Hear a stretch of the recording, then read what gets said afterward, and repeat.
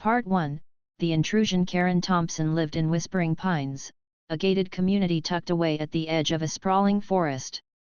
It was her pride and joy, and she ran the Homeowners Association, HOA, with an iron fist. To say Karen liked things just so would be an understatement. She had rules for everything: how high your grass could grow, what color you painted your mailbox, even how loud your dog could bark after sunset. And if anyone stepped out of line, they'd quickly find themselves on the receiving end of one of Karen's infamous clipboard-wielding lectures. But lately, something, or rather, someone had started to gnaw at Karen's nerves. Rumors were swirling around Whispering Pines about a man who'd bought a huge chunk of land deep inside the forest next to their neighborhood. No one really knew much about him. He didn't show up to HOA meetings, didn't respond to emails or letters, and seemed completely unbothered by Karen's carefully crafted regulations. This mystery guy had started making changes to his property too. People whispered about trees being cut down not haphazardly but selectively, and strange-looking structures popping up that blended almost seamlessly with the woods. At first, Karen dismissed it as hearsay. After all, this was her domain, and no one dared mess with her without facing the consequences. But when reports kept coming in, she couldn't ignore it anymore. One evening, while sipping coffee at her kitchen table, Karen decided enough was enough. Whoever this person was, he needed to know who was boss around here. The next morning, armed with her trusty clipboard and a folder stuffed with HOA guidelines, Karen marched into the forest. Her designer heels clicked against the pavement until she hit the dirt path leading into the trees. Almost immediately, her shoes sank into the soft earth, leaving behind tiny craters. She huffed, muttering under her breath about how this is exactly why we have rules. As she walked deeper into the woods, the air grew cooler, and the sounds of chirping birds replaced the distant hum of lawnmowers. For a moment, Karen felt uneasy. She wasn't used to this kind of silence. It was almost peaceful. But she shook off the feeling. Peaceful or not, this land bordered her community, and that made it her business. Finally, she reached a clearing where a modest cabin stood nestled among towering trees. Smoke curled lazily from its chimney, and the scent of wood smoke lingered in the air. Standing barefoot on the porch was the man everyone had been talking about. He was tall, with sun-kissed skin and messy hair that suggested he hadn't seen a comb in days. Dressed in faded jeans and a flannel shirt, he looked like he belonged more in a magazine spread for outdoor gear than in Karen's neatly manicured world. Karen straightened her posture and strode forward, clutching her clipboard like a shield. "Excuse me," she called out sharply. "Are you the owner of this establishment?" The man turned slowly, raising an eyebrow as he took in Karen's polished appearance. "I am," he said calmly, setting down a chipped mug of tea. His voice was steady, almost amused. "And you are?" "I'm Karen Thompson," she announced, puffing out her chest. "President of the Whispering Pines Homeowners Association. I've received numerous complaints about your activities here." She flipped open her clipboard dramatically, scanning the blank pages as if they contained damning evidence. "You're violating several HOA guidelines. Landscaping modifications, unauthorized construction, the list goes on." The man crossed his arms over his chest, unfazed. "Ma'am, I appreciate your concern, but I don't belong to your HOA. This is private land." "Private land?"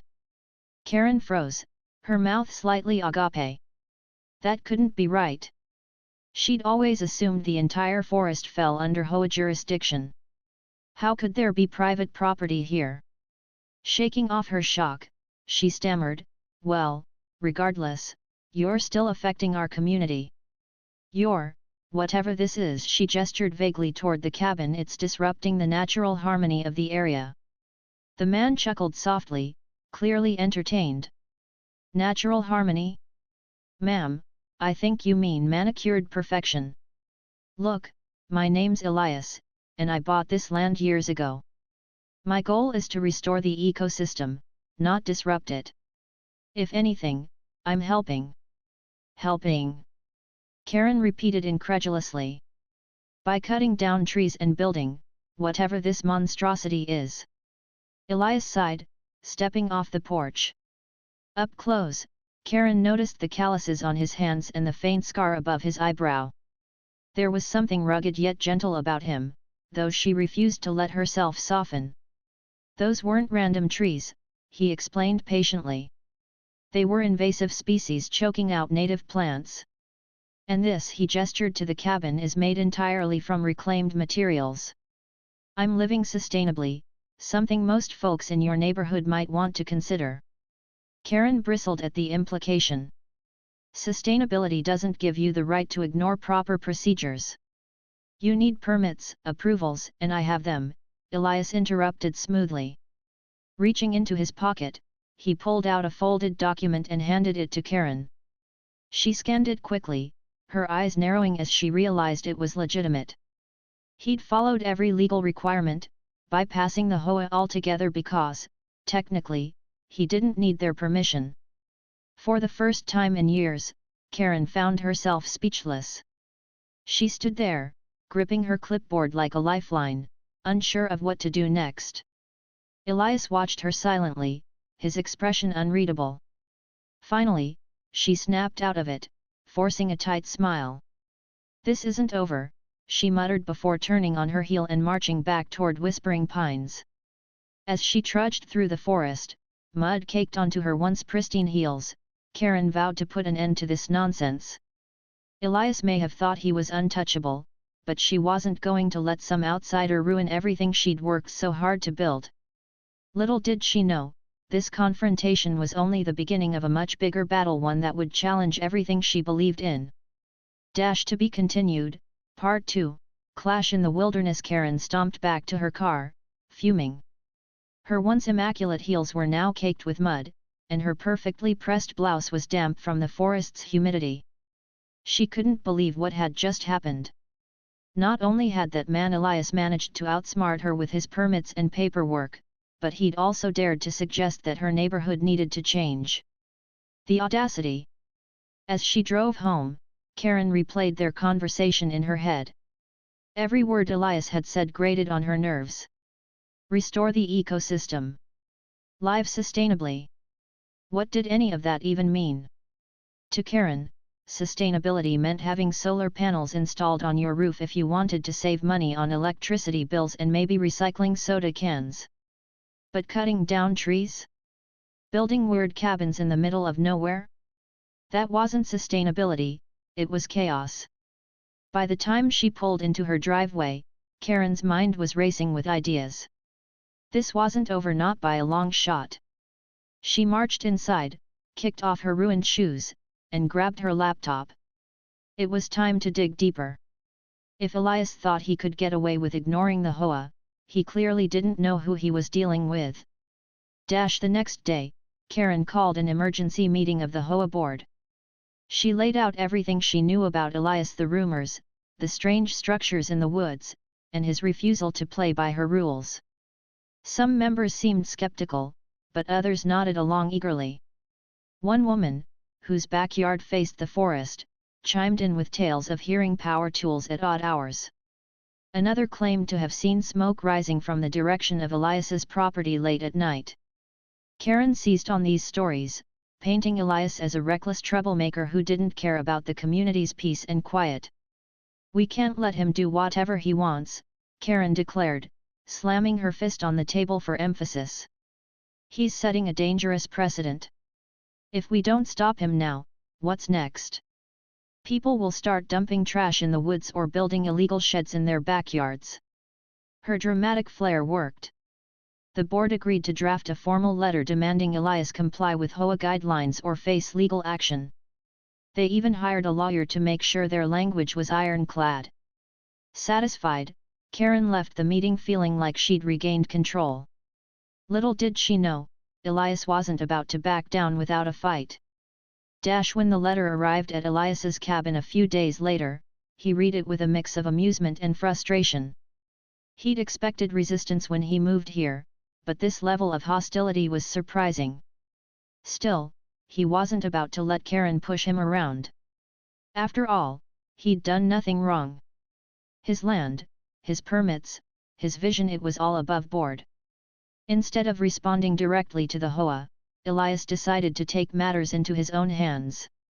He reached out to a lawyer friend who specialized in environmental law. Together, they drafted a counter letter pointing out that Elias's activities not only complied with local regulations but also benefited the surrounding area.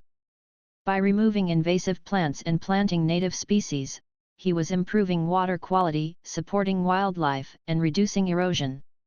In short, he was doing exactly what Karen claimed to want, preserving the natural beauty of the forest. But Elias didn't stop there. Knowing how much Karen loved attention, he leaked their feud to a local journalist. Within days, the story blew up. Headlines like "Suburbia versus Sustainability" and "HOA Queen Takes on Forest Recluse" dominated social media. Reporters swarmed Whispering Pines, eager to interview both sides. Neighbors whispered behind closed doors, debating whether Karen's obsession with rules was worth alienating someone trying to help the environment. At first, Karen relished the spotlight. She gave interviews dressed in her sharpest blazers, holding up copies of the HOA handbook like holy scripture. She accused Elias of being irresponsible, disruptive, and downright dangerous. "He thinks he's above the law," she told one reporter, her voice dripping with disdain. "But no one is above the homeowners association." For a while, it seemed like public opinion might side with her.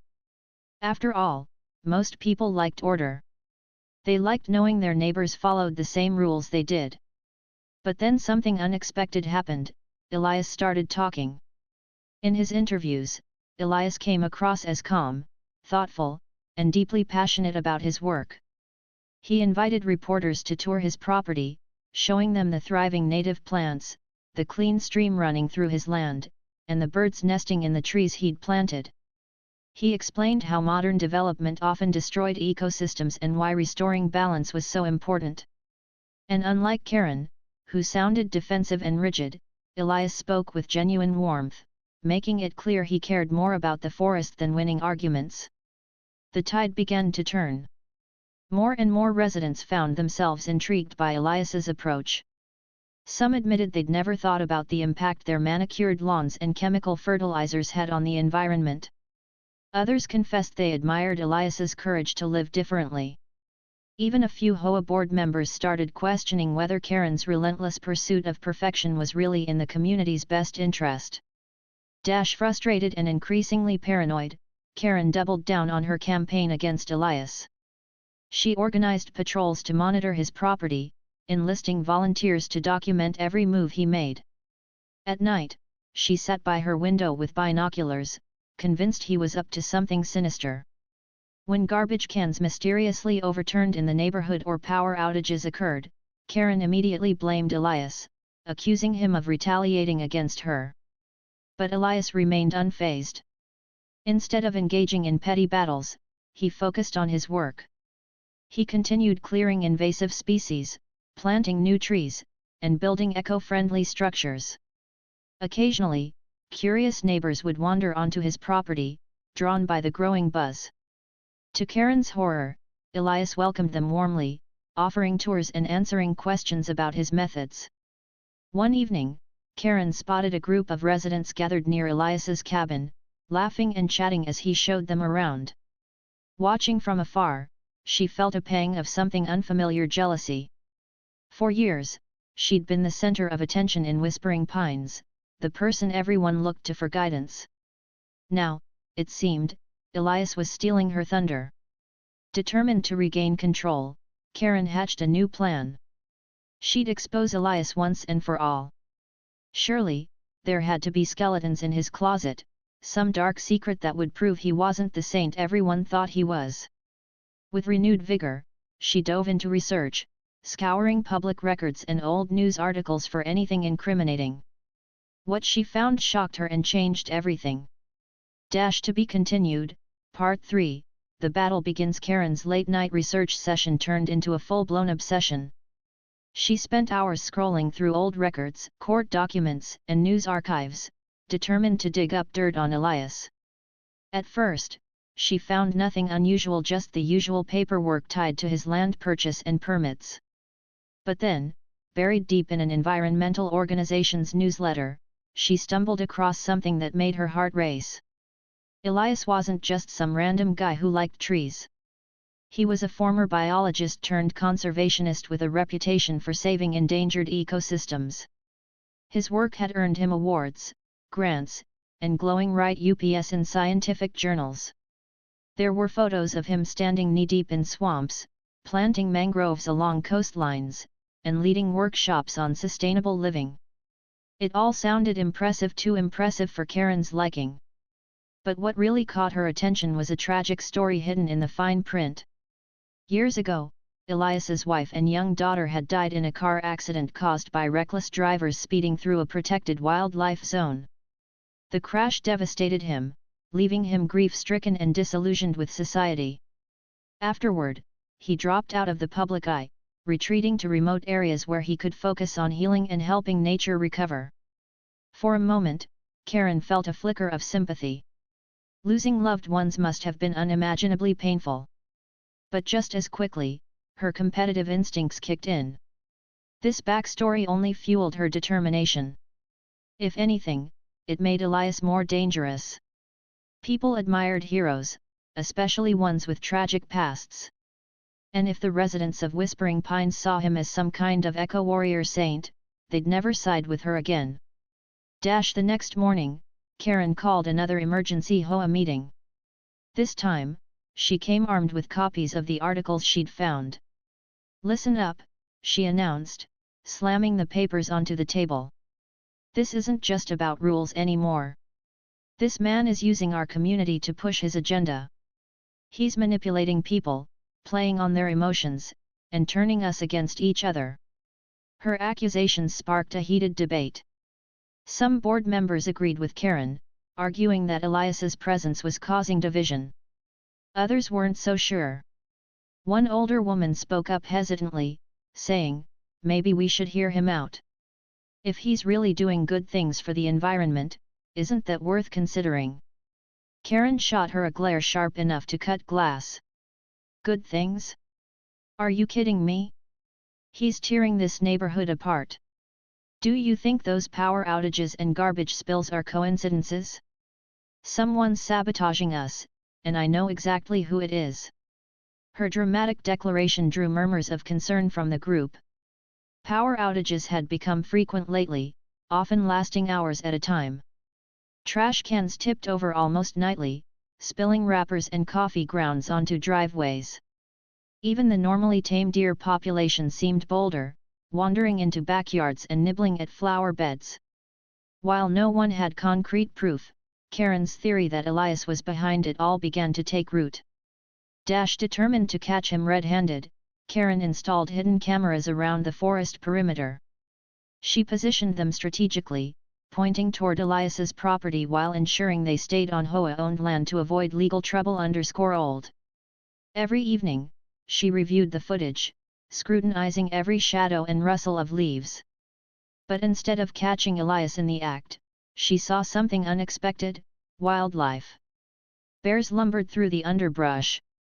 Deer grazed peacefully near streams. Birds flitted between branches, their calls echoing through the trees. It was beautiful but also infuriating. How dare Elias attract so much attention, both human and animal, to her backyard? Didn't he realize how disruptive it was? Frustrated but undeterred, Karen decided to escalate her campaign.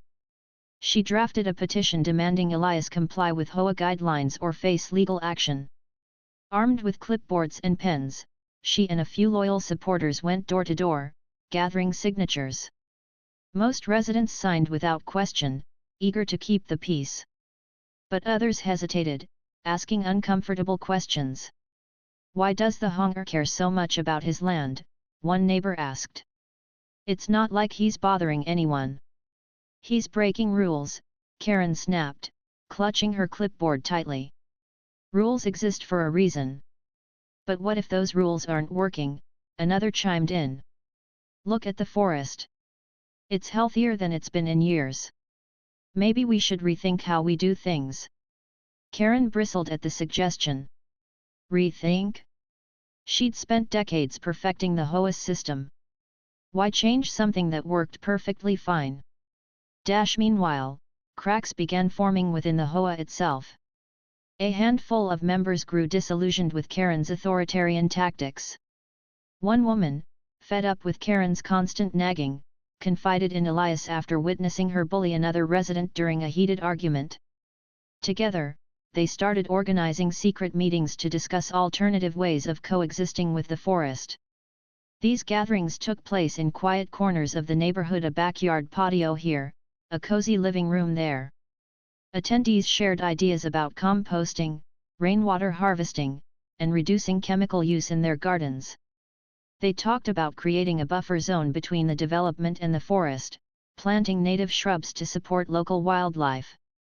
Slowly but surely, a grassroots movement began to form. Word of these meetings reached Karen, sending her into a tailspin. She accused the participants of betrayal, calling them traitors to the community. But her accusations only pushed more people away. Even longtime allies started distancing themselves, tired of her relentless negativity. As tensions escalated, strange occurrences continued to plague Whispering Pines. Lights flickered unpredictably. Garbage cans overturned daily. Some residents reported hearing eerie howls at night, though no one could confirm whether they belonged to wolves or coyotes or perhaps something else entirely. Karen remained convinced Elias was behind it all, orchestrating chaos to undermine her authority. One chilly evening, unable to sleep, Karen grabbed her binoculars and crept outside. She stationed herself near the edge of the forest, peering into the darkness. For hours, she saw nothing but shadows and heard nothing but the wind whispering through the trees.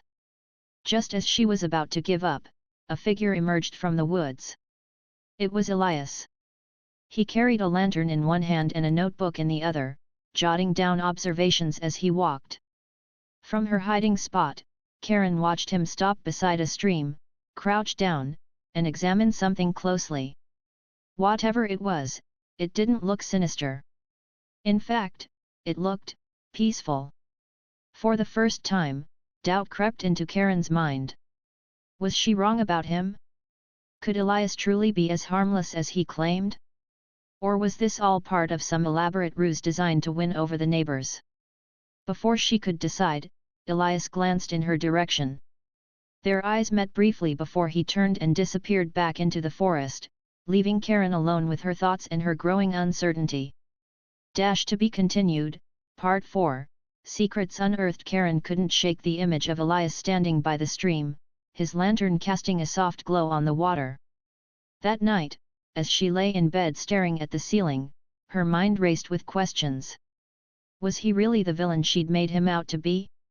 Or had she been so caught up in her own need for control that she'd misjudged him completely? The next morning, Karen decided to dig deeper, not into Elias's actions this time, but into his motivations. She wanted to understand what drove him, why he chose this life tucked away in the forest instead of living comfortably like everyone else. Maybe if she understood him better, she could find a way to stop him, or at least prove he wasn't as innocent as people thought. Her investigation led her to an old friend of Elias's, a retired park ranger who lived 2 towns over. The man was reluctant to talk at first, wary of Karen's intentions. But when she explained her role in the HOA and mentioned the ongoing feud, he sighed and agreed to share what he knew. Elias is one of the most dedicated people I've ever met, the ranger said, leaning back in his chair. He's not just passionate about nature, he lives for it. After losing his family, he threw himself into conservation work. It became his way of coping, his purpose. He doesn't do it for recognition or money. He does it because he believes it's the right thing to do. Karen listened silently, her clipboard resting forgotten on her lap. For the first time, she saw Elias as more than just an obstacle to her plans. His story wasn't one of rebellion or selfishness, it was one of loss, healing, and redemption. And yet, knowing this didn't make her feel triumphant. Instead, it left her unsettled. Back in Whispering Pines, cracks within the HOA continued to widen. More residents joined the secret meetings organized by Elias and his growing circle of supporters. They shared tips on sustainable living, swapping stories about how small changes like planting native flowers or using rain barrels had improved their yards. Some even started visiting Elias's property regularly, learning firsthand how to care for the land without harming it. One evening, during one of these gatherings, a neighbor named Martha stood up to speak. She'd always been quiet, keeping to herself and avoiding drama. But now, her voice trembled with emotion as she addressed the group. "I used to think Karen was right," Martha admitted. "I thought rules were important, that they kept everything neat and orderly. But then I saw what Elias was doing. He's not destroying anything, he's fixing what we broke. And honestly, I'm tired of pretending everything's fine when it's not. Our neighborhood might look perfect, but it's fake. Those perfectly green lawns? They're killing bees. Those bright flower beds? They're full of chemicals that poison the soil. We can do better." Her words struck a chord. Others nodded in agreement, some wiping away tears. For years, they'd followed Karen's rules without question, too afraid to rock the boat. Now, inspired by Elias's example, they were ready to challenge the status quo. Karen noticed the shift almost immediately. Fewer people attended HOA meetings. Those who did often argued against her proposals, citing environmental concerns or pointing out flaws in her logic. Even her closest allies seemed distant, avoiding eye contact and offering weak excuses whenever she asked for help. Desperate to regain control, Karen called another emergency meeting. This time, however, only a handful of members showed up. Most of them were older residents who'd lived in Whispering Pines for decades and clung to tradition out of habit rather than conviction. "We have to act fast," Karen insisted, pacing back and forth. "Elias is brainwashing our neighbors. If we don't stop him, he'll ruin everything we've worked for." An elderly man raised his hand hesitantly. Maybe we should try talking to him again. Hear him out this time." Karen froze, her face reddening. "Are you serious? After everything he's done?" "He hasn't done anything wrong," the man countered gently. "In fact, he's probably helped more than hurt. Look at the birds coming back. The streams are cleaner. People are happier. Isn't that what we all want?" Karen opened her mouth to argue but closed it again. The room fell silent, the weight of the man's words sinking in. For the first time, she realized she was outnumbered not just in numbers but in spirit. Her rigid adherence to rules had alienated the very people she claimed to protect. Determined to salvage what remained of her authority, Karen decided to confront Elias one last time. She marched into the forest, her heels sinking into the damp earth as usual. When she reached his cabin, she found him sitting on the porch, sketching something in a notebook. "I need to talk to you," she blurted out before he could say anything. Elias looked up, surprised but calm. "Sure. Have a seat." She hesitated, then reluctantly lowered herself onto the wooden bench beside him. Up close, she noticed the details she'd missed before: the calluses on his hands, the faint lines around his eyes, the way his shoulders relaxed despite the tension between them. "I read about your family," Karen began awkwardly. "I'm sorry for your loss." Elias nodded, his expression softening. "Thank you." There was a long pause before Karen spoke again. "Why are you doing this? Why here? Why now?" He set down his pencil and leaned back, gazing at the trees swaying in the breeze. "Because this place needed help. Because I needed a reason to keep going after everything fell apart. And because I believe we can live alongside nature instead of fighting it." His answer hit Karen harder than she expected. She'd spent so much energy trying to control the world around her that she'd forgotten how to simply exist within it. The realization left her feeling hollow, like a shell of the person she used to be. Over the next few weeks, Karen withdrew from the spotlight. She stopped organizing patrols, drafting petitions, and calling meetings.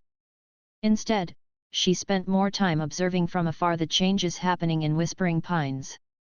Residents installed bird feeders and bee hotels. Gardens filled with wild flowers replaced manicured lawns. Children played outside longer, laughing as butterflies fluttered around them. Even Karen's own backyard began to transform. One day, while pruning her rose bushes, she noticed a pair of finches nesting in a nearby tree.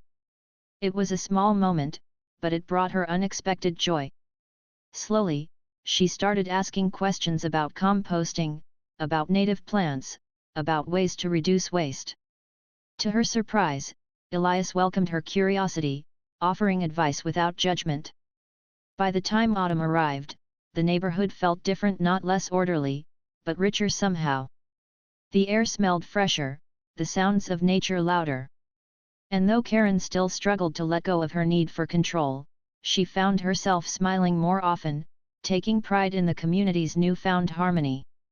To be continued, Part 5, A New Dawn. The final showdown came during a town hall meeting held in the Whispering Pines Community Center. The room buzzed with tension as residents filed in, some clutching copies of HOA guidelines, others carrying notes about sustainability practices they'd learned from Elias. Karen stood at the front of the room, her clipboard clutched tightly in one hand, her jaw set in determination. This was her last stand. Elias arrived late, slipping into the back of the room unnoticed. He wore his usual flannel shirt and jeans, looking more like a visitor than someone central to the drama unfolding. When he finally took a seat near the middle of the crowd, whispers rippled through the audience. People turned to look at him, nodding respectfully or smiling warmly. It was clear that many had come to admire him not just for what he'd done for the forest but for how he'd inspired them to think differently. Karen wasted no time launching into her case. She paced across the stage, her voice rising with each accusation. This man has disregarded our rules, disrupted our peace, and caused chaos in our community, she declared, pointing dramatically toward Elias. He cuts down trees, builds illegal structures, and encourages reckless behavior. If we don't stop him now, where will it end? Her words hung heavy in the air, but instead of fear or agreement, murmurs of doubt spread among the audience. One woman raised her hand hesitantly. But aren't those trees he cut invasive species? And didn't he plant new ones? Yes, another chimed in. My garden's healthier since I started using native plants, he recommended. Karen faltered, glancing around the room. For years, she'd been the undisputed leader, the one everyone looked to for guidance. Now, her authority felt shaky, crumbling under the weight of questions she couldn't answer. Elias stood up then, his calm demeanor contrasting sharply with Karen's fiery energy. I understand your concerns, he began, addressing the crowd rather than Karen directly. Change can be uncomfortable, especially when it challenges long-held beliefs. But I'm not here to cause trouble.